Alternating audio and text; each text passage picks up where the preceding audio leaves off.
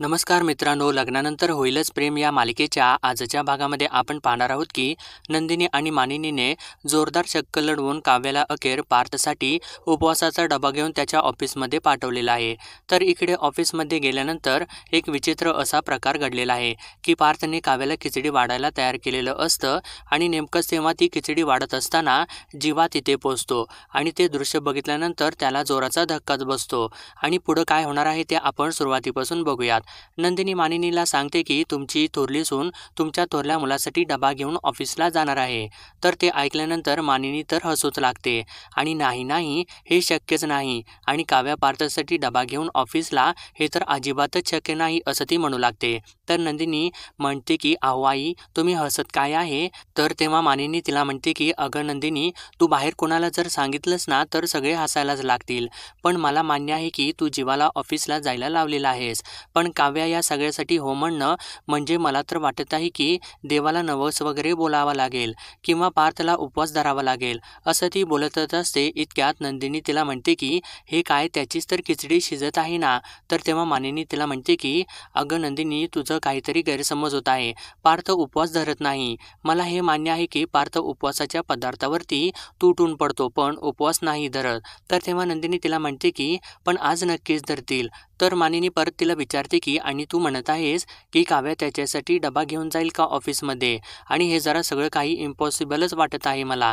तर तेव्हा नंदिनी तिला म्हणते की आई, पार्थ आणि काव्याची इम्पॉसिबल वाटणारी स्टोरी पॉसिबल करून दाखवणार हाच तर माझा आजचा टास्क आहे। तर मानिनी परत हसते आणि म्हणते की टास्क तर खूपच छान आहे, पण खरंच पार्थ उपवास नाही धरत।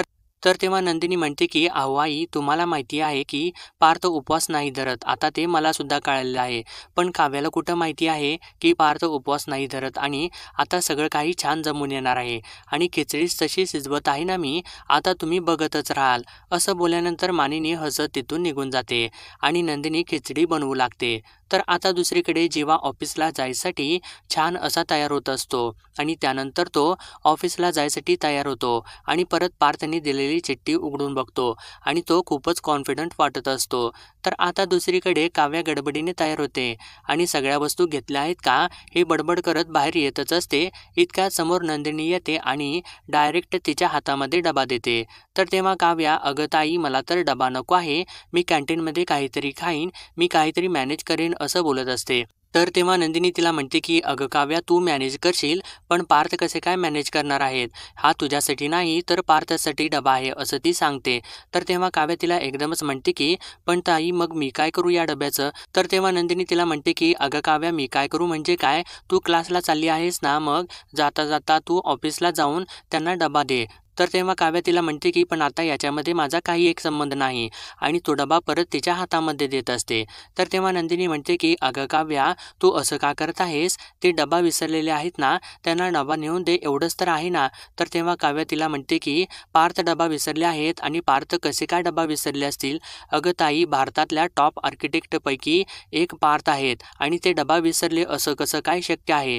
तर तेव्हा नंदिनी तिला म्हणते की अगं ठीक आहे ना, माणूस आहे, विसरतो कधी कधी। तर तेव्हा काव्या तिला म्हणते की मग ठीक आहे ना ताई, तर मग डबा विसरल्यानंतर बाहेरून सुद्धा काहीतरी ऑर्डर केलं जाऊ शकतं, हे सुद्धा ठीक आहे। तर तेव्हा नंदिनी तिला म्हणते की हो, तुझं बरोबर आहे, ते इतर वेळी ठीक आहे, पण आज तर उपवास आहे ना त्यांचा। तर तेव्हा काव्या त्याला आता त्याच्यावरती तिला म्हणते की उपवासाच्या दिवशी उपवासाचं सुद्धा ऑर्डर करता येतं आणि डब्याची काही एक गरज नाही, ठेव हा डबा असं म्हणून ती चाललेलीच असते। तर तेव्हा नंदिनी परत तिला थांबवते आणि म्हणते की अगं, एरवी त्यांनी ऑर्डर केलं असतं, पण उपवासाचं सगळं रेडी आहे आणि आईंनी खिचडी केलेली आहे त्यांच्यासाठी, तुला फक्त नेऊन द्यायची आहे आणि त्यामध्ये काय प्रॉब्लेम आहे तुला, असं ती विचारू लागते। तर तेव्हा काव्या तिला म्हणते की मी देणार नाही आणि आता विषय संपला असं म्हणून ती परत चाललेली असते। तर आता नंदिनी परत तिला थांबवते आणि म्हणते की अगं, उपवासाच्या दिवशी असं एखाद्याला ना भुकेलं ठेवू नये आणि घरचं सगळं तयार असताना त्यांना ऑर्डर कशासाठी करायला लावायची, आणि ते काही सुद्धा नाही, तू त्यांना डबा नेऊन दे, बाकी काही सुद्धा नाही असं ती बोलत असते। तर तेव्हा आता काव्या परत तेच म्हणू लागते की ताई मी त्यांना डबा नेऊन देणार नाही, मी सरळ जाणार आहे, मला त्यांना डबा वगैरे काही द्यायला जमणार नाही असं म्हणून ती परत चाललेलीच असते. तर आता नंदिनी परत तिला थांबवते आणि फक्त डबा तर द्यायचा आहे ना, मला पटतच नाही तुझं वागणं आणि डबा द्यायला असा कितीसा वेळ लागणार आहे असं म्हणून ती परत डबा तिच्या हातामध्ये देते आणि त्या दोघी वाद घालत असतात. इतक्यात मानिनी तिथं येते आणि आणि डायरेक्ट ती काव्याला म्हणते की अगं काव्या, थँक्यू सो मच. मला ही म्हणाली की तू डबा घेऊन जात आहेस, खरंच छान वाटत आहे मला, कारण आजच्या दिवशी म्हणजे त्याच्या उपवासाच्या दिवशी ना त्याला घरचं खायला मिळालं नसतं, त्यासाठी खरोखरच थँक्यू सो मच. आणि तू जाशील ना, डबा देशील ना, तेव्हा माझ्या वतीने त्याला ओरड, वेंधळाच आहे आणि असा कसा काय तो डबा विसरून जातो असं ती बोलू लागते. तर तेव्हा आता काव्या लगेचच त्या गोष्टीला तयार होते आणि अजून काही घेऊन जायचं आहे का असं ती विचारते. तर तेव्हा आता नंदिनी तिला म्हणते की नाही, फक्त डबाच पोहोचवायचा आहे आणि सावकाश जा असं तिला म्हणते. तर तेव्हा काव्या नंदिनीला म्हणते की सावकाश कसं, आता तर पटकन जायला पाहिजे, आता सावकाश जाऊन चालणार नाही, भूक लागलेली आहे ना त्यांना, मग चक्कर येऊन पडतील ते पार्थ देशमुख असं म्हणून ती रागारागातच तिथून निघून जाते. तर मानिनी किती काळजी आहे ना काव्याला पार्थची असं म्हणून परत एकदा थँक्यू काव्या असं म्हणते. तर तेव्हा ती गेल्यानंतर त्या दोघीसुद्धा खूपच हसू लागतात आणि मानिनी नंदिनीला म्हणते की वा जमवलंस की तू आणि खरंच कमाल केलीस तू, म्हणजे तू खरंच पार्थसाठी काव्याला डबा घेऊन ऑफिसला पाठवलं सुद्धा आणि ती खरंच गेली आहे आणि तू जमवलेला आहेस असं तिला ती बोलू लागते. तर तेव्हा नंदिनी तिला म्हणते की जमवून आणलेलं आहे खरं, पण माझ्याने एकटीने हे काही झालं नसतं आणि बरं झालं तुम्ही वेळेत आलात आणि काव्या तर जायलाच तयार नव्हती असं ती म्हणत असते. तर तेव्हा मानिनी तिला म्हणते की अगं आपण गॅदरिंगमध्ये ना कसं विंगेत उभा असतो ना, तसंच मी विंगेत उभे होते आणि ज्या क्षणी मला कळालं ना की काव्या काही ऐकत नाही त्या क्षणी मी एंट्री घेतली, कारण तू मला स्क्रिप्टच तसं दिलं होतंस ना असं म्हणून त्या दोघीसुद्धा परत हसू लागतात. तर मानिनी पुढं म्हणते की पण मला एक गोष्ट सांग की मला आणि तुला माहिती आहे की पार्थचा उपवास आहे आणि आता काव्याला सुद्धा कळालं की पार्थचा उपवास आहे, पण पार्थला स्वतःला कुठं माहिती आहे की त्याचा उपवास आहे, ते म्हणजे ही डबा घेऊन जाईल आणि हा पट्ट्या म्हणेल की माझा उपवासच नाही, मग काय करणार आहे आणि संध्याकाळी मग हे दोघं तलवारी घेऊन येतील आपल्या दोघींच्यासाठी असं ती बोलू लागते. तर तेव्हा नंदिनी म्हणते की अहो आई, असं काही सुद्धा होणार नाही, स्क्रिप्ट मी लिहिली आहे ना, मग माझ्या गोष्टींमध्ये मी कुठली सुद्धा चूक होऊ देणार नाही आणि आता तुम्ही माझ्याच बघा असं म्हणून ती मोबाईल हातामध्ये घेते आणि पार्थला फोनच लावते आणि तो फोन स्पीकरवरती टाकते. तर तेव्हा पार्थ फोन उचलतो. तर इकडून नंदिनी बोलू लागते आणि म्हणते की काय हो पार्थ, तुम्ही आज जेवणाचा डबा घरीच विसरला आहे की? तर तेव्हा पार्थ म्हणतो की हो, मी घाईगडबडीत विसरलेलो आहे. तर तेव्हा नंदिनी त्याला म्हणते की बघा, तुम्ही जेवणाचा डबा विसरलेला आहे म्हणून आमच्या काव्याला ना तिची वाटवाकडी करून तुम्हाला डबा द्यायला यावं लागत आहे. तर तेव्हा पार्थ ठीक आहे असं म्हणता एकदमच ती गोष्ट त्याच्या लक्षात आल्यानंतर तो धक्क्याने उठूनच उभा राहतो आणि तुम्ही काय बोललात आत्ता असं म्हणून तो खुशच होतो आणि काव्या डबा घेऊन इकडे येत आहेत का असं तो विचारू लागतो आणि त्या स्वतः ऑफिसमध्ये येत आहेत का असं बोलत तो कावराबावराच होऊ लागतो. तर तेव्हा इकडे नंदिनी त्याला म्हणते की अहो थोडं थांबा, तुम्ही आनंदाने हसत आहे का अविश्वासाने हसत आहे असं म्हणून त्याची ती फिरकीच घेऊ लागते. तर तेव्हा पार्थ तिला म्हणतो की नाही, तुमचा काहीतरी गैरसमज होत आहे आणि काव्या माझ्यासाठी इथं येणं शक्यच नाही असं तो बोलतो. तर तेव्हा नंदिनी म्हणते की अरे वा, काय कॉन्फिडन्स आहे आणि माझा कशासाठी गैरसमज होईल, काय झालं आहे ना की तुम्ही डबा विसरला ना, मग आईने मला आठवण करून दिली की पार्थ डबा विसरले आहेत, मग मी काव्याला थांबवलं आणि स्पेशली तुमचा डबा द्यायला पाठवला आहे आणि तेव्हा ती मला काय म्हणाली माहिती आहे का असं ती बोलतच असते. तर इकडून लगेचच पार्थ बोलू लागतो की भारतातल्या टॉप 30 आर्किटेक्टपैकी एक आहेत ना, मग ते असं कसं काय विसरू शकतात, असंच बोलल्या असतील ना त्या, बरोबर आहे ना असं तो विचारतो आणि अगदी सेम त्याने काव्यासारखाच आवाज काढून त्या दोघींना बोलून दाखवलेलं असतं. तर ते ऐकल्यानंतर इकडे या दोघीसुद्धा हसू लागतात. तर नंदिनी म्हणते की हो, ते अगदीच बरोबर आहे आणि त्यामुळे आमची काव्या तुमचा उपवासाचा डबा घेऊन तिकडंच येत आहे ऑफिसमध्ये असं ती सांगते. तर तेव्हा पार्थ अरे वा असं म्हणतो आणि लगेचच 1 मिनिट थांबा, माझा उपवास तर नाही ना आज असं तो बोलतो. तर तेव्हा नंदिनी म्हणते की 1 मिनिट थांबा, तुमचा उपवास नाही का आज? मग अरे देवा, आता मी काय करते, मी काव्याला काव्याला फोन करून सांगते की कशासाठी जात आहेस उगीच, आणि त्यांचा उपवास नाही ना तर मग ते ऑर्डर करतील, बाहेरून मागवतील, खातील काहीतरी, मग आता तिची चक्कर सुद्धा वाचेल ना, मग आता राहू देत असं म्हणून ती फोन ठेवतच असते. इतक्यात पार्थ थांबा थांबा थोडंसं ऐका ना माझं असं म्हणतो, आणि माझा उपवास आहे आज, आणि आज माझा उपवास असतोच असं तो बोलू लागतो. तर तेव्हा इकडे त्या दोघी सुद्धा परत हसू लागतात.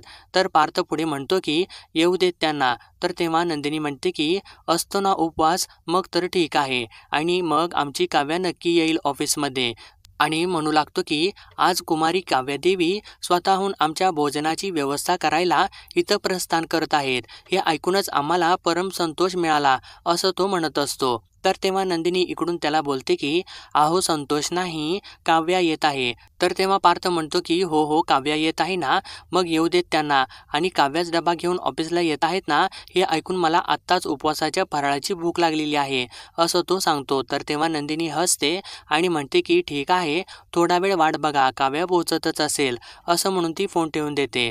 तर तेव्हा पार्थ डबलच खुश झालेला असतो आणि म्हणतो की काव्या येत आहे डबा घेऊन मग माझ्यासाठी, आणि आता मी काय करू असं म्हणून तो सगळीकडे रूम फ्रेशनरच मारू लागतो.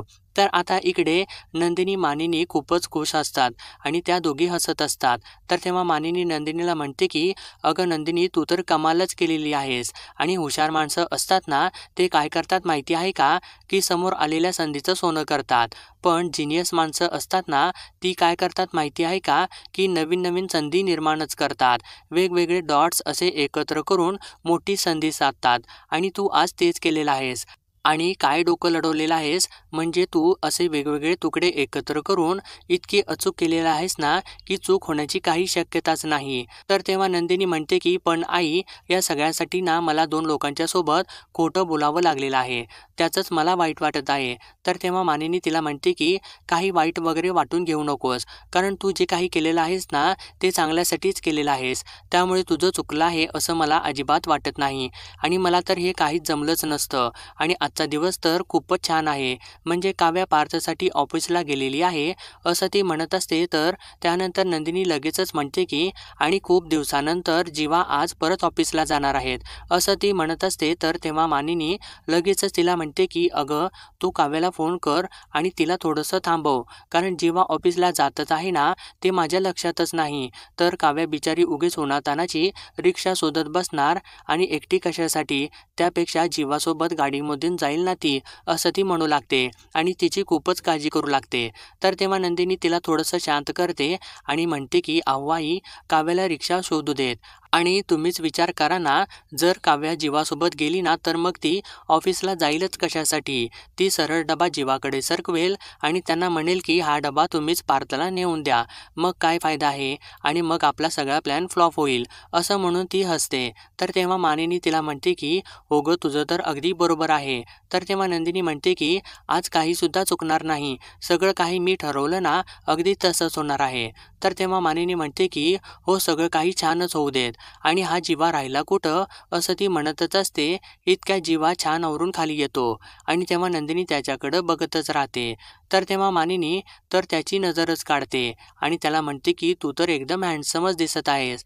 तर तेव्हा नंदिनी मी आलेच असं म्हणून तिथून आतमध्ये जाते. तर मानिनी आपल्या डोळ्यामधलं काजळ जीवाच्या कानामागं लावते आणि दृष्ट नको लागायला कोणाची, आणि छान भरपूर काम कर, मोठा हो असं त्याला बोलते. तर तेव्हा जीवा तिला म्हणतो की अगं तू रडू नकोस ना, आणि तुम्हा बायकांचं ना मला काही कळतच नाही, आणि आनंद झाला तरी रडता आणि रडताना हसता सुद्धा. तर तेव्हा मानिनीच्या डोळ्यामध्ये पाणी आलेलं असतं. तर जीवा तिला म्हणतो की बरं ठीक आहे, आता मी येऊ का असं तो बोलत असताना इतक्यात नंदिनी तिथं दही साखर घेऊन येते आणि त्याच्या हातावरती ठेवते आणि त्याला ऑल द बेस्ट असं म्हणते. तर तेव्हा जीवा तिला थँक्स असं म्हणतो आणि चाललेला असतो. तर मानिनी त्याला म्हणते की संध्याकाळी येताना तू पार्थसोबतच येशील ना. तर तेव्हा जीवा हसतो आणि तिथून निघून जातो. तर तेव्हा मानिनी नंदिनीच्या हातामधून दही साखरेची वाटीच हातामध्ये घेते आणि तिला म्हणते की ही अख्खीच वाटी माझ्याकडे दे, कारण आजचा दिवस इतका छान आहे ना की मी सुद्धा गोडच खाईन म्हणते, आणि तू सुद्धा घे ना असं म्हणून तिच्या सुद्धा हातावरती दही साखर देते, आणि त्या दोघीसुद्धा खूपच खुश असतात. तर इकडे पार्थ अजून खूपच उतावीळ झालेला असतो आणि अजून कशा काय आल्या नाहीत काव्या, बहुतेक रिक्षा मिळाली नसेल, येतील येतील असं तो स्वतःसोबतच बोलत असतो. आणि परत थोडं थांबून, आणि त्यांनी बॅकआउट तर केलं नसेल ना? नाही नाही पार्थ, भारतातल्या टॉप 30 आर्किटेक्टपैकी आहेस तू आणि बी पॉझिटिव्ह असं तो म्हणून स्वतःलाच बोलू लागतो आणि परत दरवाजाजवळ जाऊन आपण अजून कशा काय आल्या नाहीत त्या असं म्हणू लागतो. आणि येतील येतील, आज उपवास न करताच फळ मिळणार आहे मला आणि स्वतःच्या हाताने गरमागरम साबुदाणा खिचडी मला वाढतील त्या असं तो म्हणतच असतो. इतक्यात चक्क रम्या तिथं येते आणि मटण बिर्याणी आणलेली आहे असं म्हणते. आणि पार्थला, तुझ्या फेवरेट रेस्टॉरंटमधून मी मटण बिर्याणी मागवलेली आहे, हे बघ मस्तच, आपण लंच करूयात असं ती म्हणते. तर तेव्हा पार्थ, नाही नको आहे मला असं म्हणतो. तर तेव्हा रम्या त्याला म्हणते की अरे बापरे, सॉरी, मला तर लक्षातच नव्हतं, तुला केबिनमध्ये नॉनव्हेज खाल्लेलं आवडत नाही ना, मी विसरलेच होते. आणि मी एक काम करते की दादांना सांगते तिकडे द्यायला, आपण कॅन्टीनमध्ये बसून जेवूयात. तर तेव्हा पार्थ एकदमच तिला म्हणतो की नाही नको, माझा तर उपवास आहे. तर तेव्हा रम्या त्याला धक्क्यानेच विचारते की अरे पार्थ, तू कधीपासून उपवास करायला लागलेला आहेस? तर तेव्हा पार्थ तिला सांगतो की मी आजपासूनच उपवास धरलेला आहे.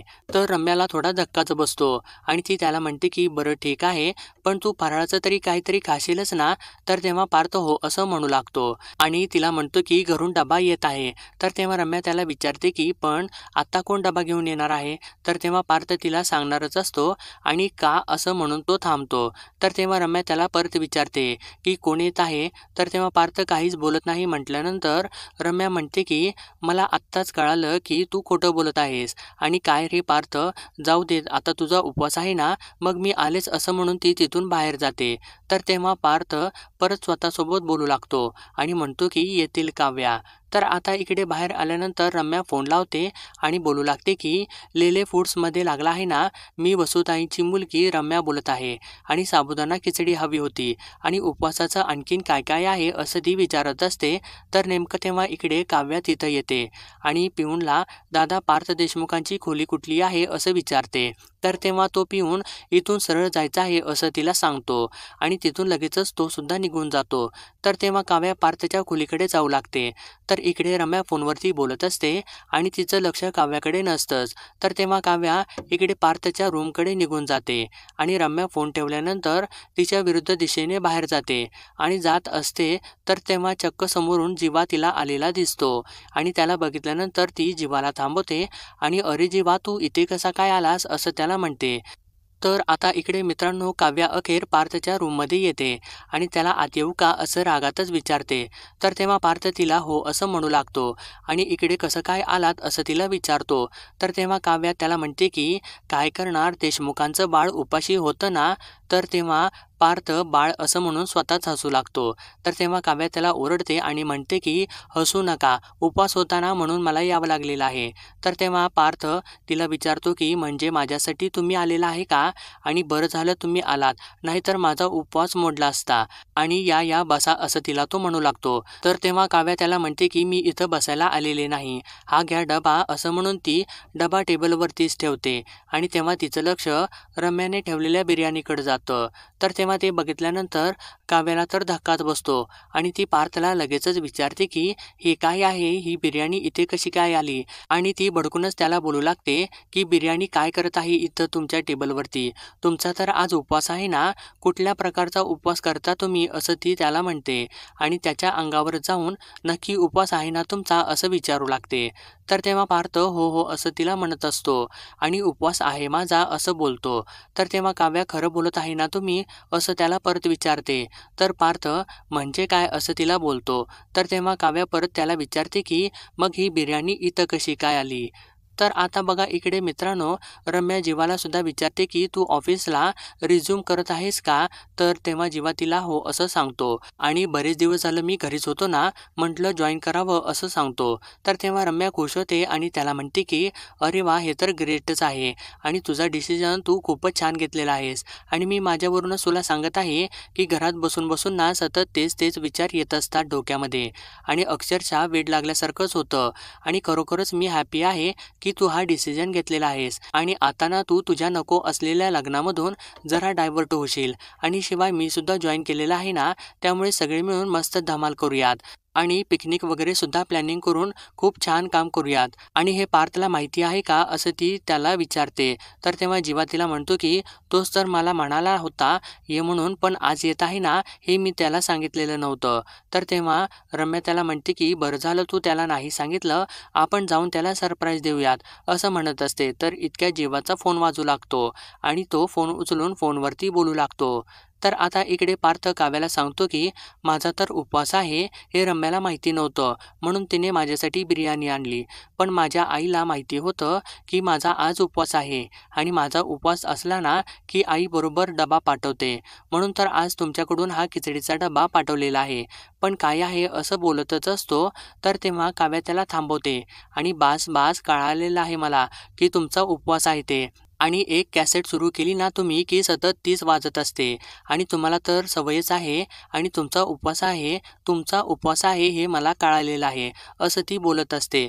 तर तेव्हा पार्थ तिला म्हणतो की मी असं तुमच्यासारखं नाही बोललो की माझा उपवास आहे, तर मी असं साधेपणानेच सांगितलं की माझा उपवास आहे आणि तुम्हीच मला विचारलं ना की खरंच तुमचा उपवास आहे का, म्हणून मी सांगितलं. तर तेव्हा आता काव्या अजूनच वैतागते आणि म्हणते की बास हो, अजून किती बोलणार आहे तुम्ही, असं ती बोलतच असते. तर तेव्हा पार्थ परत सुरू होतो आणि म्हणतो की आई म्हणते ना. तर तेव्हा काव्या परत त्याला थांबवते आणि मला आत्ताच कळालेलं आहे की तुमचा उपवास आहे, डबासुद्धा आणलेला आहे, तुम्ही तो डबा खा, एन्जॉय युअर फास्ट असं म्हणून ती तिथून चाललेली असते. तर तेव्हा पार्थ तिला थांबवतो आणि म्हणतो की अहो ऐका ना, पण तुम्ही एवढं फास्ट कुठं निघालेलं आहे.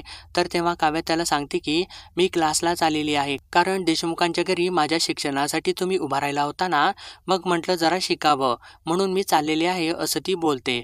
तर तेव्हा पार्थ तिला म्हणतो की पण थोडंसं पोटात काहीतरी खाऊन घ्या, मग तुम्ही इथून जा. तर तेव्हा काव्या त्याला सांगते की मला काहीसुद्धा खायचं नाही, मला ऑलरेडी क्लासला जायला उशीर झालेला आहे, मी निघते बाय असं म्हणून ती चाललेलीच असते.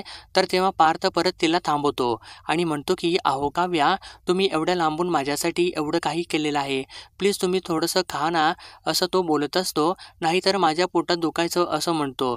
तर तेव्हा काव्या त्याच्यावरती ओरडते आणि म्हणते की अहो तुम्ही काय बोलत आहे. तर तेव्हा पार्थ तिला म्हणतो की थोडं काहीतरी खाऊन जा, एवढंच आहे आणि बाकी माझ्या मनात काही सुद्धा नाही असं तो बोलू लागतो. तर तेव्हा काव्या अजूनच वैतागू लागते आणि म्हणते की बास मला काही सुद्धा खायचं नाही, अगोदरच मला क्लासला जायला लेट झालेला आहे, बघा किती वाजले आहेत असं म्हणून ती मोबाईलमधलं घड्याळ बघते. तर फोन बघितल्यानंतर तिच्या लक्षात येतं की तिच्या मोबाईलची बॅटरी लो असते. तर तेव्हा ती परत पार्थवरती भडकते आणि म्हणते की हे बघितलं का, तुमच्या डब्याच्या नादामध्ये मी माझ्या फोनची बॅटरी चार्ज लावायलाच विसरले आहे. तर तेव्हा पार्थ एकदमच अरे वा असं म्हणतो आणि परत आपले शब्द सावरून अरे देवा मोबाईलची बॅटरी, अरे बापरे असं म्हणतो आणि तुमचा फोन द्या इकडे, मी फोन चार्जिंगला लावतो, तोपर्यंत तुम्ही खाऊन घ्या असं म्हणून तिच्या हातामधून मोबाईल काढून घेतो आणि ऐका ना जरा माझं, मी फोनला चार्जिंगला लावतो, तोपर्यंत तुम्ही मला जरा वाढा असं म्हणतो. तर तेव्हा काव्या मी का असं त्याला म्हणू लागते. तर तेव्हा पार्थ तिला म्हणतो की हो मी तुमचा फोन चार्जिंगला लावत आहे ना, मग तुम्ही मला वाढा ना असं तो म्हणून तो तिथून बाजूला जातो. तर तेव्हा काव्या चक्क पार्थला वाढू लागते. तर आता इकडे जीवाचं फोनवरचं बोलणं संपतं. तर तेव्हा रम्या त्याला चल असं म्हणतच असते. इतक्यात सर्व एम्प्लॉई तिथे जमतात आणि एक एम्प्लॉई जीवाला म्हणते की अरे वा Jeeva sir, what a pleasant surprise. आणि दुसरी म्हणते की सर आम्ही तुम्हाला खूपच मिस केलं आणि आज ऑफिसला आला आहे म्हणजे तुम्ही परत रिझ्यूम करणार आहे का असं ती विचारते. तर तेव्हा जीवा हो आजपासून बॅक टू ऑफिस असं म्हणतो. तेव्हा सर्वजणच खुश होतात. तर रम्या त्या सगळ्यांना म्हणते की एव्हरीवन बॅक टू वर्क आणि त्यानंतर ती जीवाला खेचतच घेऊन जाते. तर इकडे काव्या हळू आवाजामध्ये वैतागत बोलत असते की एक तर डबा घेऊन यायचा आणि दुसरं तर जेवायला वाढायचं, मी काय नोकर आहे का यांची, उपवास आहे म्हणून खपवून घेत आहे, नाही तर ती असं बोलतच असते. तर इकडे नंदिनी गणपती बाप्पासमोर हात जोडून उभी असते आणि मनातल्या मनात बोलत असते की आजचा दिवस व्यवस्थित पार पडू दे देवा, काव्या पार्थमध्ये जवळीक होऊ देत आणि जीवा आणि पार्थमधलं अंतरसुद्धा मिटू देत अशी ती प्रार्थना करत असते. तर इकडे आता काव्या उठून चाललेली असते. तर तेव्हा पार्थ अहो तुम्ही मला वाढा ना असं म्हणत असतो. तर काव्या मी का असं म्हणून परत खाली बसते. तर तेव्हा पार्थ अहो वाड्याला काय जात आहे, हे घ्या वाडा असं तो म्हणतो. तर तेव्हा इकडून रम्या आणि जीवा त्यांच्या खोलीमध्ये येत असतात. तर नेमकं तेव्हा काव्या पार्थला वाढत असते आणि तिचं तोंड जीवाच्या विरुद्ध दिशेने असतं. तर तेव्हा जीवा मागून हे सर्व बघतो आणि त्याला त्या गोष्टींचा खूपच त्रास होऊ लागतो आणि तो धक्क्यानेच दरवाजामध्येच उभा राहून ते सर्व बघू लागतो. आणि नेमकं तेव्हा पार्थचं लक्षसुद्धा जीवाकडे जातं. तर तो अरे जीवा असं म्हणून त्याला बोलतो. तर तेव्हा काव्याचे डोळेच मोठे होतात आणि काव्याला जोराचा धक्काच बसतो आणि काव्या घाबरत घाबरतच मागे बघू लागते. तर मित्रांनो आजचा भाग इथेच संपतो आणि पुढील भागामध्ये आपण पाहणार आहोत की पार्थ जीवाला म्हणतो की काय परफेक्ट टायमिंगवरती आला आहेस तू, माहिती आहे का, कारण काव्यासुद्धा आत्ताच आलेले आहेत आणि त्यांनी माझ्यासाठी साबुदाणा खिचडी आणलेली आहे, तर चल आपण खाऊयात असं तो म्हणतो. तर तेव्हा जीवा त्याला म्हणतो की नाही नको, कारण प्रेमामध्ये शेअरिंग करायचं नसतं असं म्हणून तो तिथून निघून जातो. तर त्यानंतर काव्या चक्क त्याच्या केबिनमध्ये जाते आणि त्याला म्हणते की तुझा गैरसमज झालेला आहे आणि तुला दिसत आहे ना तसं काही सुद्धा नाही. तर तेव्हा जीवाला खूपच मोठा धक्का बसलेला असतो आणि तो तिला बोलू लागतो की दोघेसुद्धा मस्त थंड हवेच्या ठिकाणी फिरायला जा, हनीमूनला असं तो बोलतो आणि तिथून चाललेलाच असतो. तर काव्या त्याचा हात पकडते. तर तेव्हा जीवा रागानेच तिच्याकडे बघतो आणि तिचा हात वरच्यावर पकडतो.